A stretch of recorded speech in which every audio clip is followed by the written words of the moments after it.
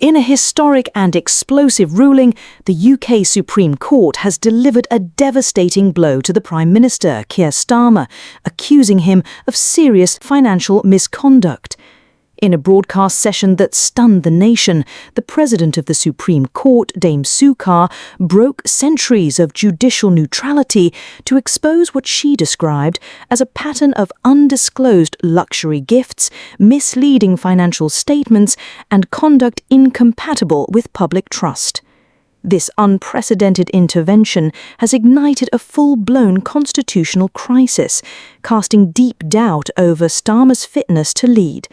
The judgment has rocked Westminster and could bring his political career to a sudden and dramatic end. Legal analysts say such a direct public rebuke by the nation's highest court is virtually unheard of in modern British history. Did you know that over 95% of our viewers aren't subscribed to the channel? We totally get it, life gets busy, and sometimes it's easy to forget. But here's the thing, subscribing is completely free and it really helps us keep creating the content you enjoy. So why not hit that subscribe button and join our community? It only takes a second, but it makes a world of difference to us. Thank you for your support. With mounting pressure from all sides, the question now facing the country is clear. Will Keir Starmer survive the storm, or is this his final reckoning? This was not political mudslinging or media speculation. This was the Supreme Court speaking with authority. For over a year, financial regulators and judicial investigators had been quietly examining a series of suspicious land deals and undeclared income linked to Prime Minister Keir Starmer. Now their findings have erupted into public view. According to newly released internal court documents, Starmer repeatedly failed to disclose personal financial gains, misclassified luxury goods as business expenses, and omitted key details from major property transactions. One glaring red flag involved the £124,000 discrepancy from the 2022 sale of family-owned land. Another centred on more than £39,000 in luxury gifts from Lord Wahed Ali, a wealthy Labour donor, including tailored Italian suits, engraved Rolex watches and first-class travel perks. Leaked emails show Starmer personally thanked Lord Ali. In one, he wrote, "That suit was magnificent, fit for the victory speech." The revelations have triggered national outrage and shaken Westminster to its core. Just days before announcing tax reforms favourable to media investors, Prime Minister Starmer accepted luxury gifts from media tycoon Lord Wahed Ali, a sequence the court said appeared far from coincidental. Though the judiciary stopped short of alleging bribery, their message was unmistakable. Starmer's conduct violated ethical standards and damaged public trust. The President of the Supreme Court, Dame Sue Carr, declared, "When financial misconduct erodes confidence in government, the judiciary cannot remain silent." And now public internal memorandum revealed that a mid-level HMRC whistleblower first flagged irregularities in Starmer's tax filings. The investigation uncovered luxury perks valued at over £32,000 received over 3 years, none of which were properly disclosed. The court concluded these were not simple mistakes, but calculated omissions. What began as a quiet inquiry has erupted into a political inferno, threatening to consume Starmer's leadership and forcing the nation to reckon with the ethical boundaries of its highest office. The fallout was immediate. Major news broadcasters across the UK interrupted their regular programming to broadcast the Supreme Court's ruling live. MPs from every political party reacted with disbelief. Senior Conservatives called it a day of reckoning. The Liberal Democrats demanded an urgent parliamentary inquiry, and even typically loyal Labour backbenchers offered no defence. Their silence spoke volumes. But it was the public reaction that hit hardest.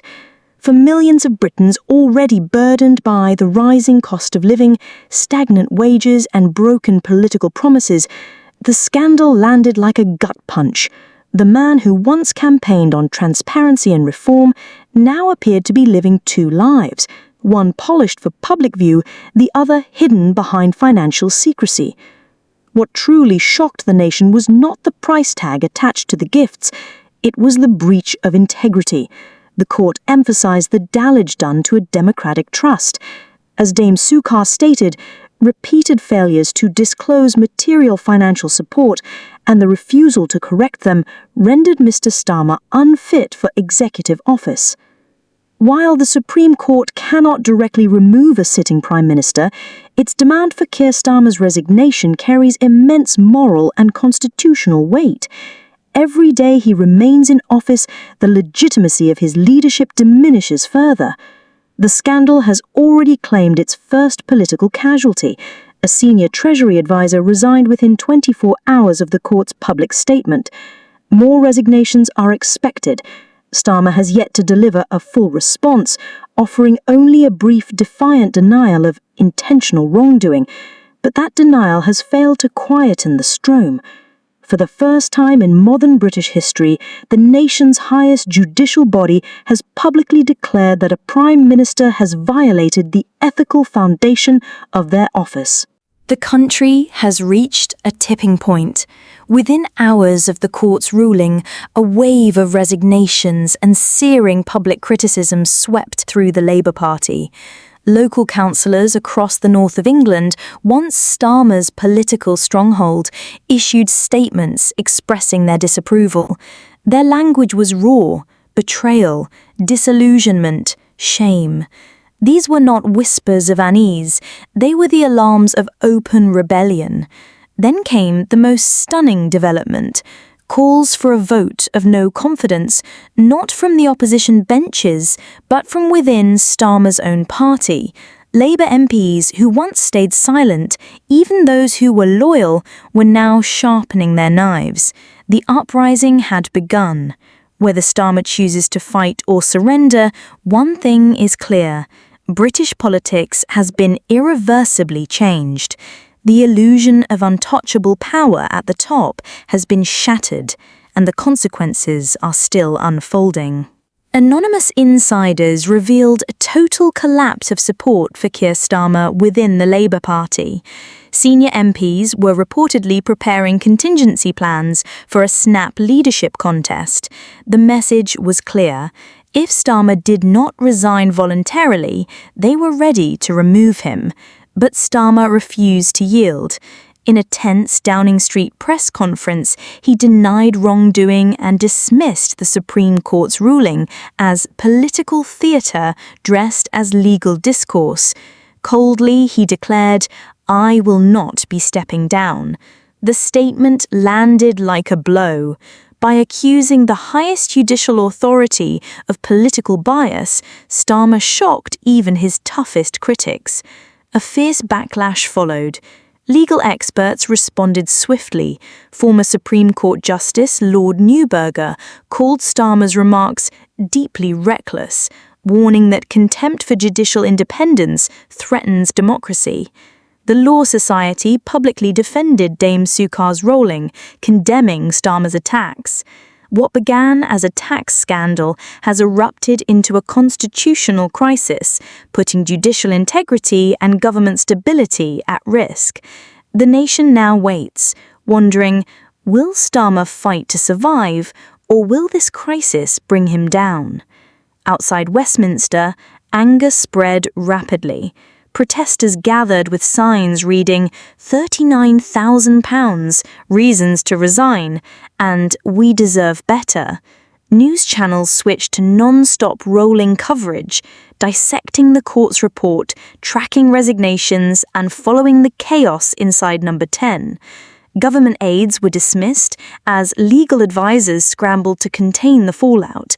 Insiders described Downing Street as being in full meltdown, with Starmer's team fractured and desperate. Murmurs of criminal prosecution began to surface. Legal experts, once cautious, now openly suggested charges could be recommended. While no verdict had been delivered, public opinion was already clear. The man who vowed to clean up British politics was now accused of tarnishing its very foundation. The day after the Supreme Court's ruling, Starmer entered the House of Commons to silence.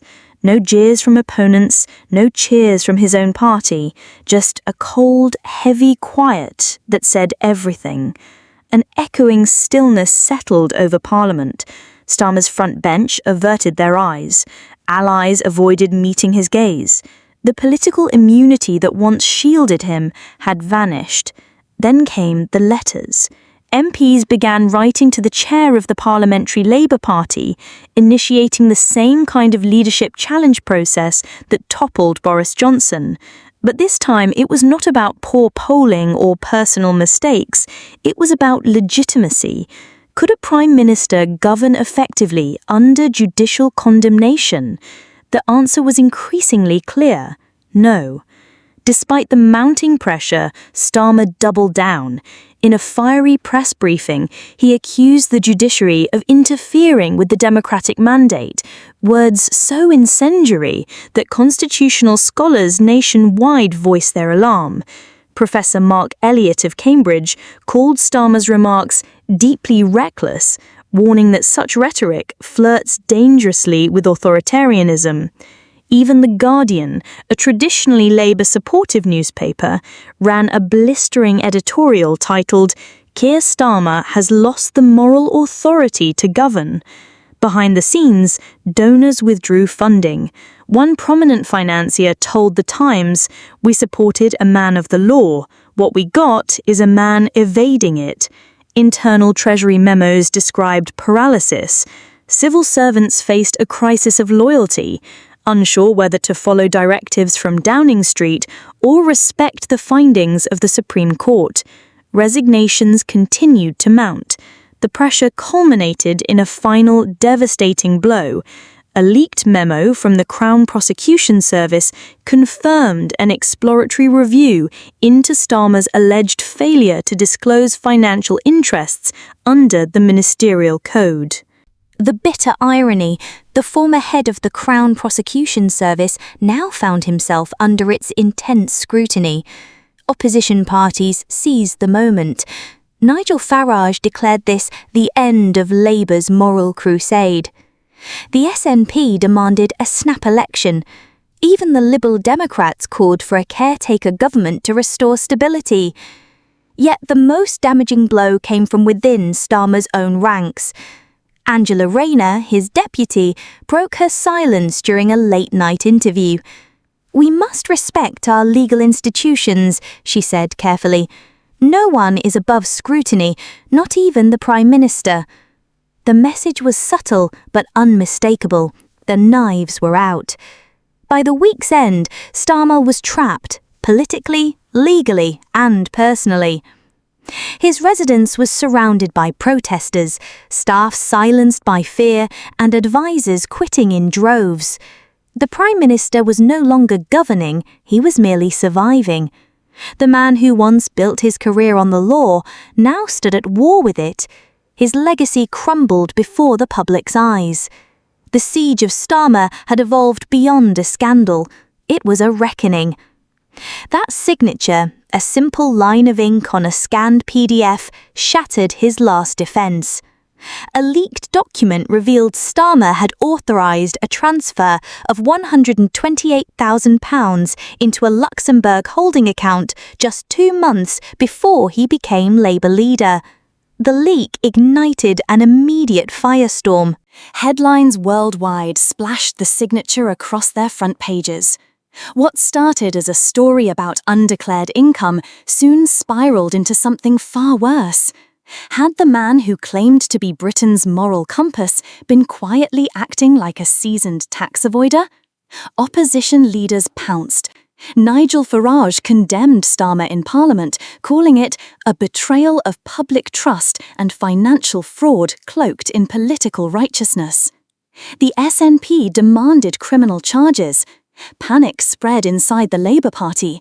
Angela Rayner's office quickly denied any prior knowledge of offshore dealings, clearly preparing for a leadership crisis. The Serious Fraud Office launched an urgent investigation. The Bar Council labelled Starmer's actions grossly unethical. For a man who built his career on legal integrity, it was a stunning fall from grace. Public outrage was swift. Labour's poll lead vanished overnight. Constituency offices reported mass resignations. Donations dried up. Social media exploded with edited clips of Starmer promising clean politics, accompanied by the word liar. Inside Whitehall, the government teetered on the edge of collapse. The machinery of government groaned under the mounting pressure. The Cabinet Office ordered ministers to disclose 5 years of financial records retroactively, a sharp warning that corruption at the top would no longer be tolerated. Then came a startling development. 2 plainclothes Scotland Yard officers entered Downing Street through a back entrance. No arrests were made, but Starmer was formally invited for a voluntary interview under caution. This marked an unprecedented moment. No modern British Prime Minister had faced such legal scrutiny while still in office. Despite the gravity of the situation, Starmer refused to resign. Instead, he withdrew into a bunker mentality. Number 10 staff were forced to sign new non-disclosure agreements. Advisors were shuffled and phones were confiscated. The walls were closing in. Parliament erupted. The next day, the Speaker called for order repeatedly, more times than in the past 6 months combined. A motion of censure was swiftly tabled, accusing Starmer of abusing public trust and violating the ministerial code, the very code he once championed. A Conservative MP brandished Starmer's 2020 campaign leaflet. Its pledges of ethical leadership were now a bitter irony. As the crisis deepened, the Conservative MP ripped the leaflet in half on the floor of the House, symbolically shredding Starmer's promises. Even a loyal Labour backbencher admitted, "I stood behind him because I believed him. Today, I stand ashamed." The judiciary's voice grew louder.